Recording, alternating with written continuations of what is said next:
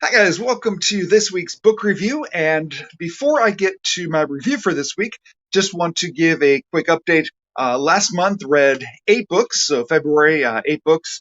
Very excited about that. Now, there's one book in February that I DNF'd. And as I shared in another video, that my goal for this year was to read a classic a month. And in January, read Bram Stoker's Dracula. Really enjoyed that. February's book, based on the concept of the book, I thought I'd really enjoy it, was The Picture of Dorian Gray. And so I began to read that and got to a point of just saying, enough. But I've picked that back up, and so I'm slowly working my way through that.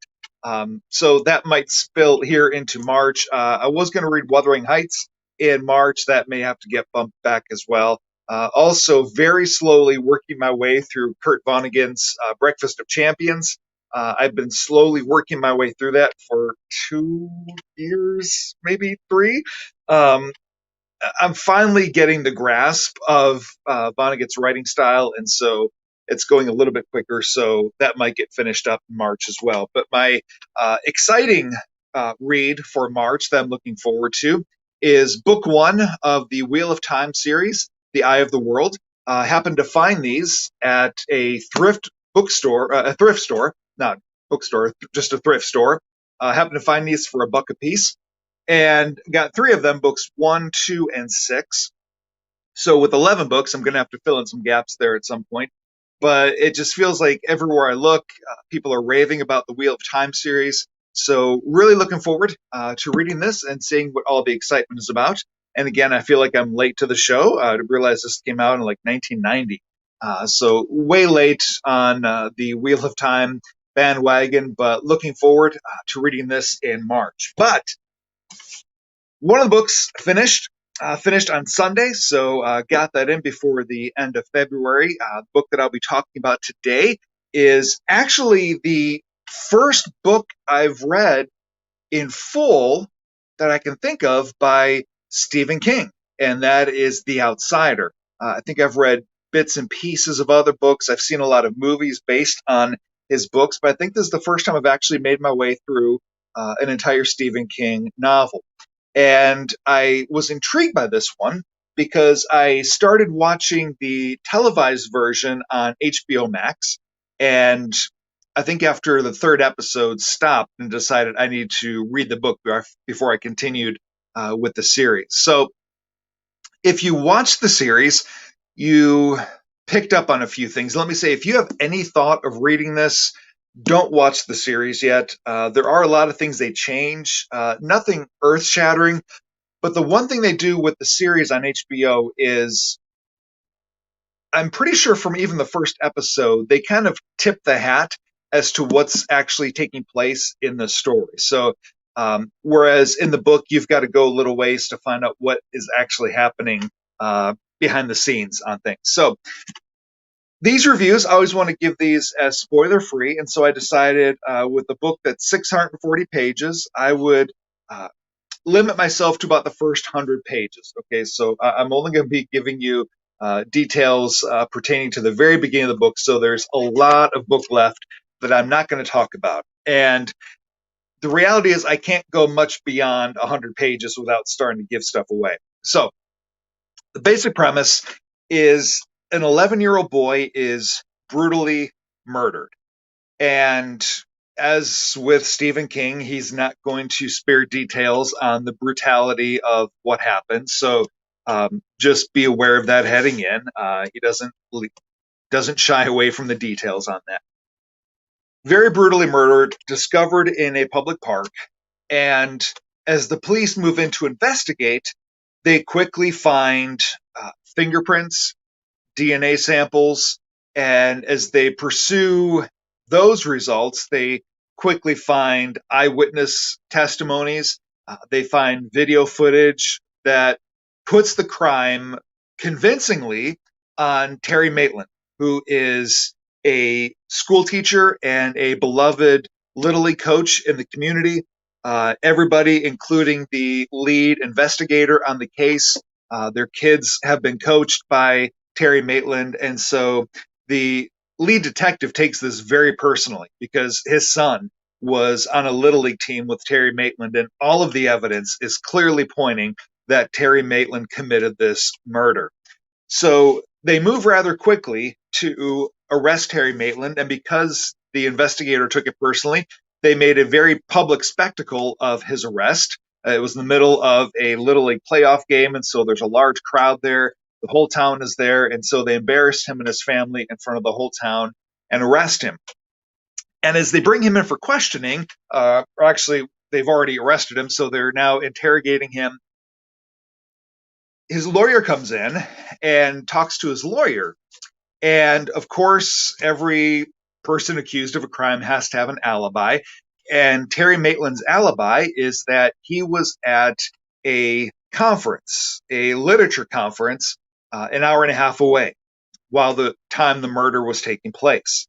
So as they begin to explore this alibi reluctantly, it's mostly Terry Maitland's attorney who heads this up because the police are, I mean, people, somebody saw him coming out of that park full of blood when the murder took place. Somebody saw him pick up the 11-year-old boy, put him in his van, and drive away right before the murder happened. So all of this, one of the weapon, call it a weapon, at the murder scene has his fingerprints all over it. His DNA is there at the crime scene. But, and again, this is in the first 100 pages, so this isn't massive spoiler information.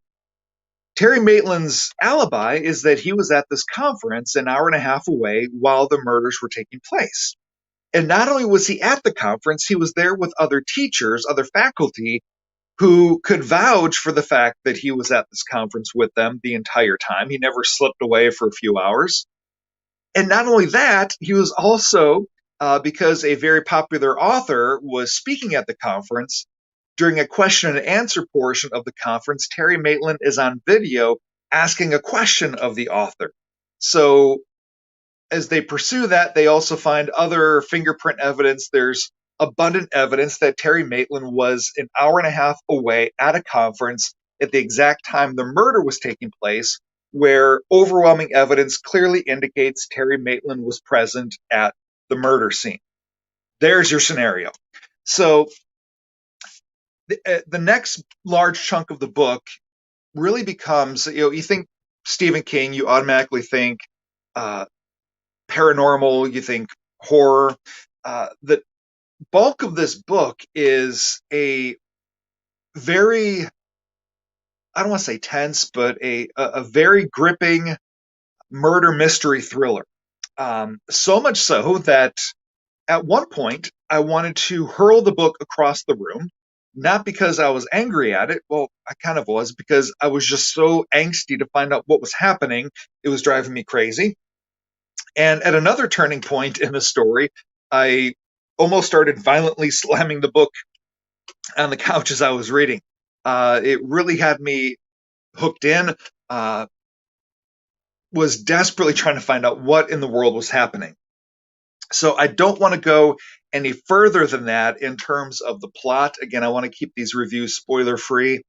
But obviously, with Stephen King, there's something happening underneath the surface. Again, the HBO series tips you off from the very first episode of what is happening underneath the surface. But thoroughly enjoyable ride. I would rate this at 4.5 stars.